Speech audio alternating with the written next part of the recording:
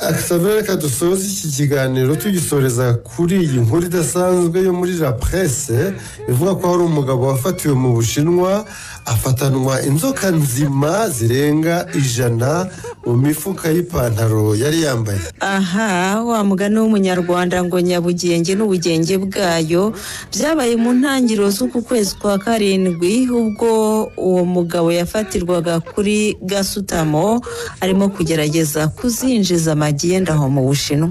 Ngubwo abakozi ba Gasutamo ariyo douane hagati y'Ubushinwa na Hong Kong bari bibereye mu igenzura nk'uko bisanzwe baguye ku dusashi dutandatu twari dufungishije agashumi.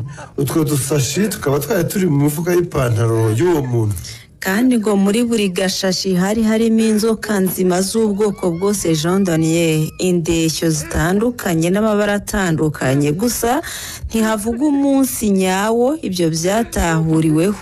Ikizwi nuko hafashwe ibikururanda 104 byose byari bihishe mu dusashe dutandatu natwo twari mu ipantaro y'uwo mugabo yari yambaye, kandi akaba yaratambukaga nta mususu rwose yemye, mbese nkaho nta kaga afite mu mifuka ye. Ikinyamakuru La Presse dukesha inkuru idasanzwe kiti ngibyo byo bita ubushizi bw'amanga. Natwe nuko tugize kandi tubashimira kuba twabanye muri iki kiganiro. Nitwa Nyirarukundo Xavier, ari kumwe nanjye Jean Daniel Sindayigaya. Weekend babere nziza. Ciao ciao. Ubona radio kanje kaba ku musego iyo amakuru ageze nzi isaha yayo kugira ngo numve aho abandi bageze.